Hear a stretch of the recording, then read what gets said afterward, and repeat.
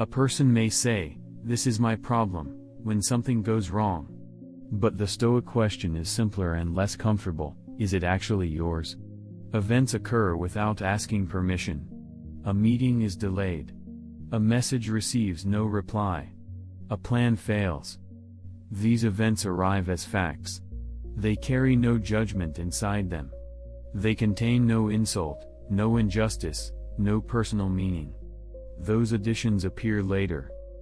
The disturbance begins when the mind claims ownership over what never belonged to it. Someone assumes another person's reaction should match their expectation. Someone believes an outcome should follow their effort. Someone treats reputation, timing, or approval as if they were personal property. When those things shift, as they inevitably do, the mind declares a loss. But nothing was taken. Something external simply behaved as external things do. The Stoic error is not suffering an event. The error is claiming authority over it.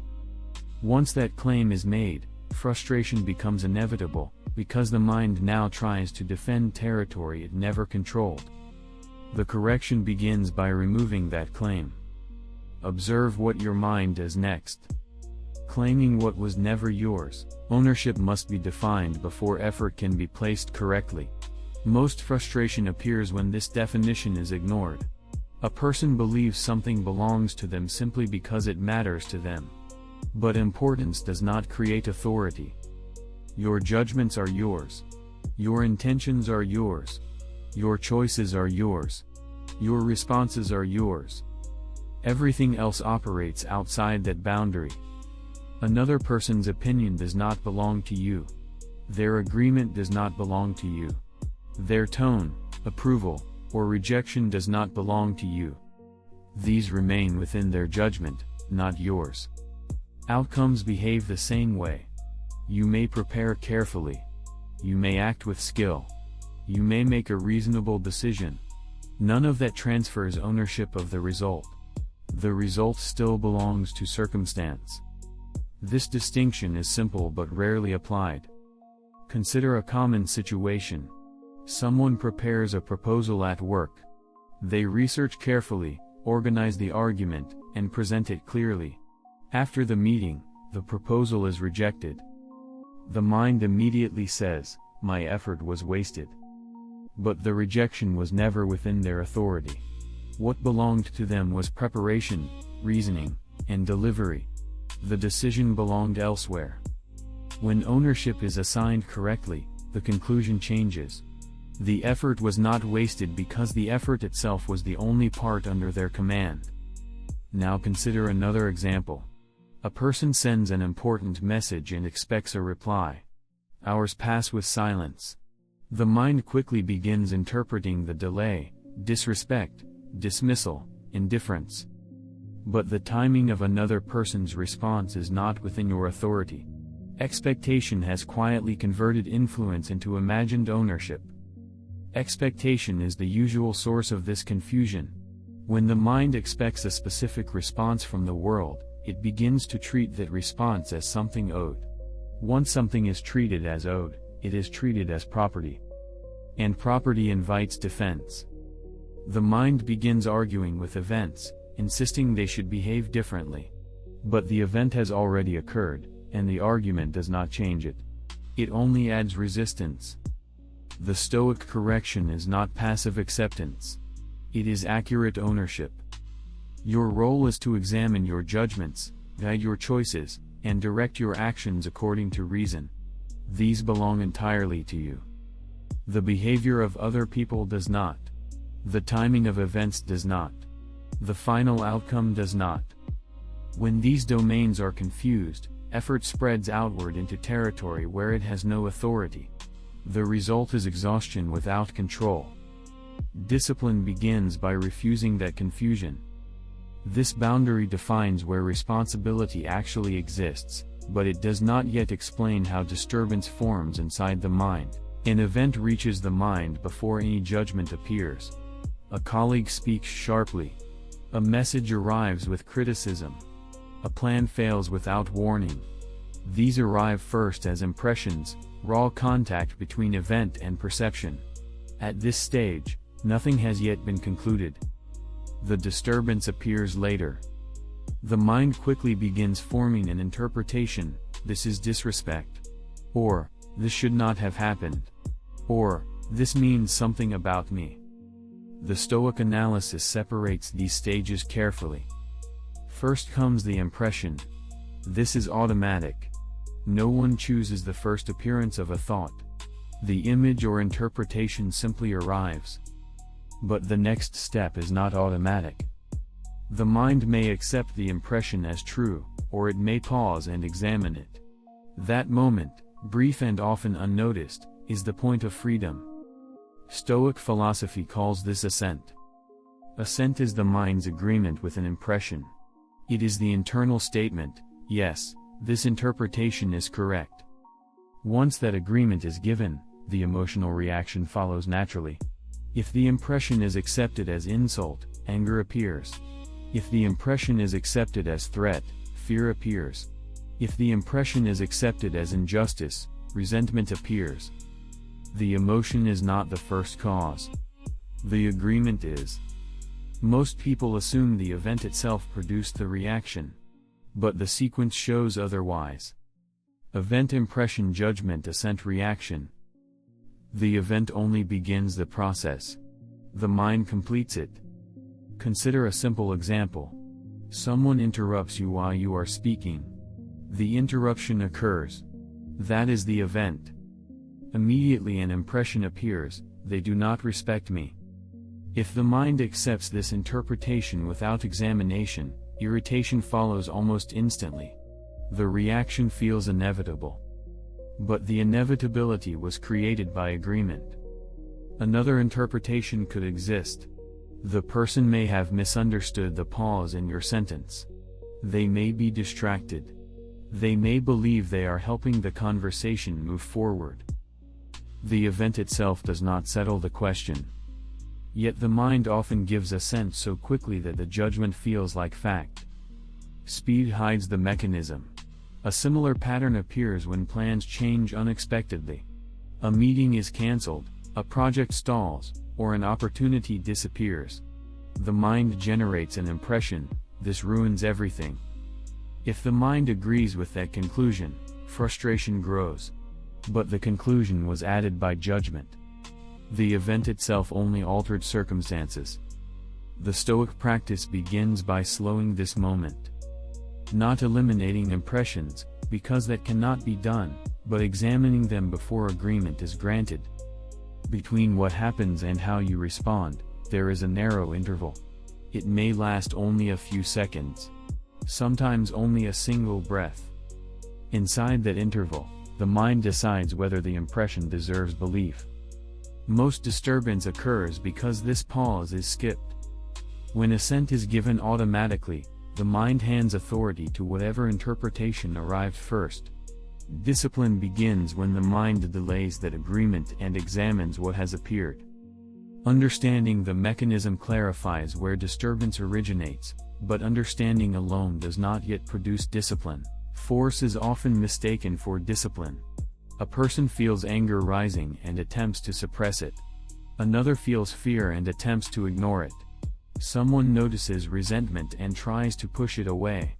This approach treats discipline as pressure applied against the mind. But pressure is not training. When the mind is forced into silence, the underlying judgment remains unchanged. The impression was accepted earlier, and the reaction simply waits for another moment to appear. Suppression delays the reaction. It does not correct the cause. Stoic discipline works at an earlier point. The aim is not to remove emotion after it has formed. The aim is to train the mind before assent is granted. This is why Stoic practice is described as ascesis, training rather than endurance. Training means repetition applied in ordinary situations, long before pressure appears. A person who never examines impressions during calm moments will not suddenly examine them during conflict. Habit determines response. If the mind has practiced agreement without scrutiny, it will continue doing so when circumstances become difficult. Consider a routine irritation. Someone in a meeting dismisses your suggestion quickly. The impression appears, they are ignoring me. The mind usually agrees immediately. Stoic training introduces a different step. The mind pauses and asks a narrower question: is this interpretation certain? That question interrupts automatic assent. The interruption itself is the discipline. Notice what this does. It does not demand emotional silence. The feeling of irritation may still appear. Stoic discipline does not remove the sensation. It only refuses to confirm the conclusion behind it. Without agreement, the emotion weakens naturally. A similar training appears when expectations fail. Suppose a project you prepared carefully receives little attention. The impression may say, "My effort was pointless." If the mind has practiced examination, the judgment slows. The question appears again: was the effort actually pointless, or did the outcome simply differ from expectation? The distinction matters. Effort under your control retains its value regardless of recognition. Recognition belongs to others. That is not yours.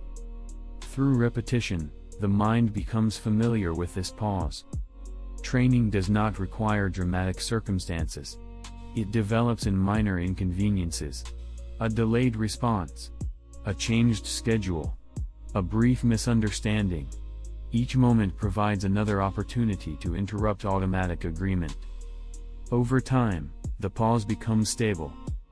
Discipline therefore does not depend on emotional strength. It depends on attention. The trained mind observes impressions instead of surrendering to them immediately. This changes the function of reason. Instead of arriving after the reaction, reason appears earlier, before assent has finalized the judgment. When this happens consistently, the mind becomes less reactive, not because emotion disappeared, but because interpretation is examined before it is accepted. Training transforms reaction into choice. Practice remains theoretical, however, until it appears in ordinary daily behavior. Ordinary situations provide the real field of Stoic training. Philosophy often appears abstract until it enters the routine structure of a day.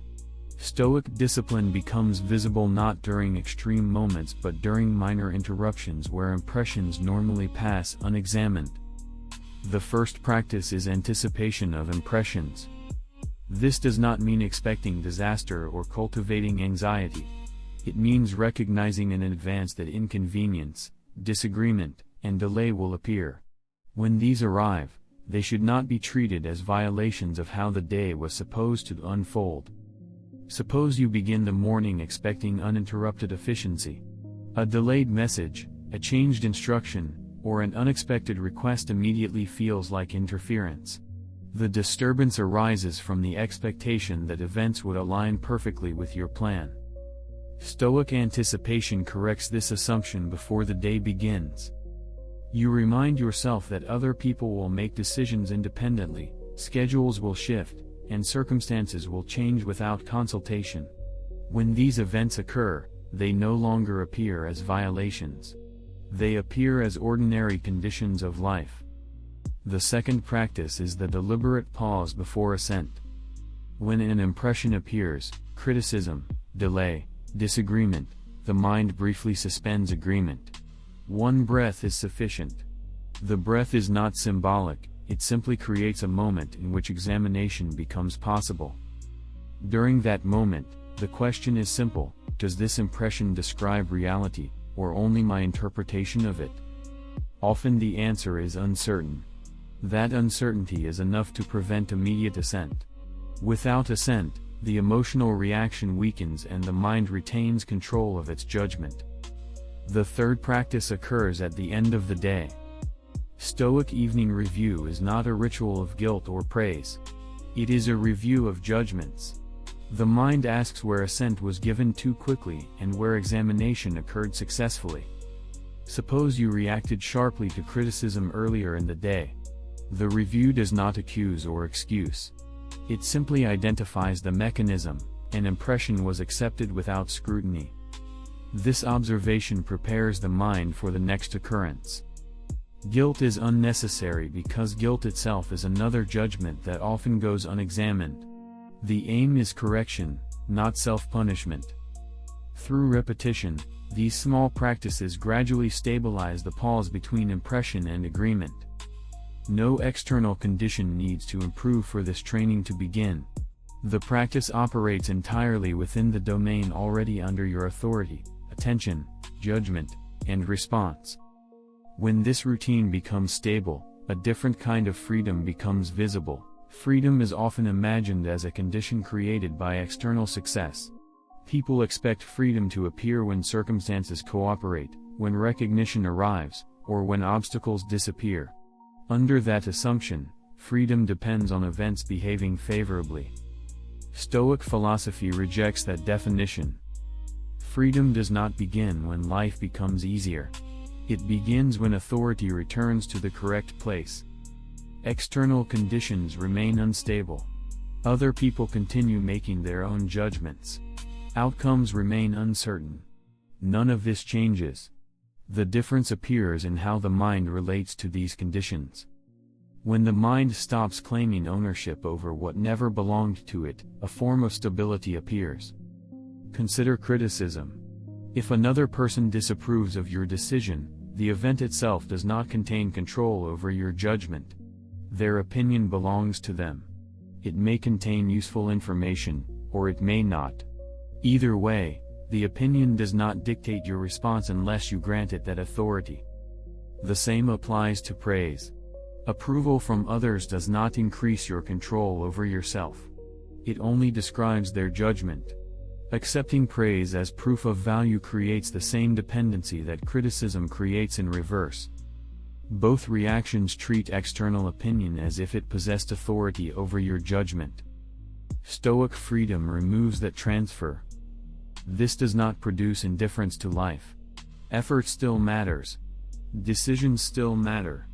Action still matters. What disappears is the attempt to control what lies beyond the boundary of your judgment. Life does not become calmer simply because philosophy is understood. Disagreement, uncertainty, and difficulty continue to appear. The difference is that these events no longer redefine your internal authority. Freedom therefore has little to do with comfort.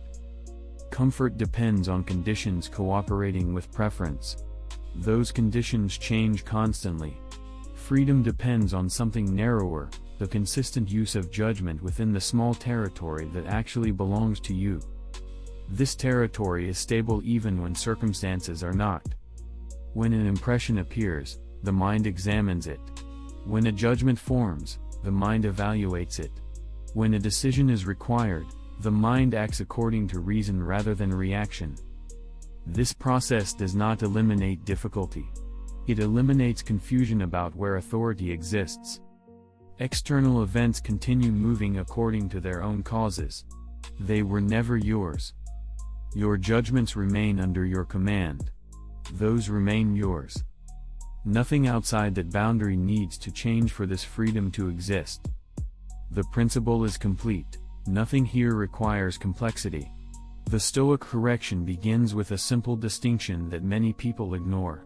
Some things belong to you. Most things do not. When this boundary becomes confused, frustration follows automatically. Events occur. Impressions appear. The mind forms a judgment and quickly agrees with it. That agreement, assent, creates the reaction. The disturbance is not carried inside the event itself. It forms when the mind claims authority where it has none. Once this mechanism is understood, the task becomes clear. Your work is not to manage the world. It is not to secure approval, guarantee outcomes, or control other people's reactions. None of those belong to you. What belongs to you is narrower and more demanding. Your judgments, your choices, your responses. These remain under your authority at every moment, regardless of circumstance. Discipline means guarding that boundary carefully. When impressions appear, examine them before granting agreement. When events change, Correct the judgment instead of arguing with reality. Perfection is not required for this practice. Errors will occur. The mind will still give assent too quickly. That is expected. What matters is returning to the distinction each time. Responsibility cannot be transferred to circumstances, reputation, or other people. It remains where it has always been. Return to what is yours.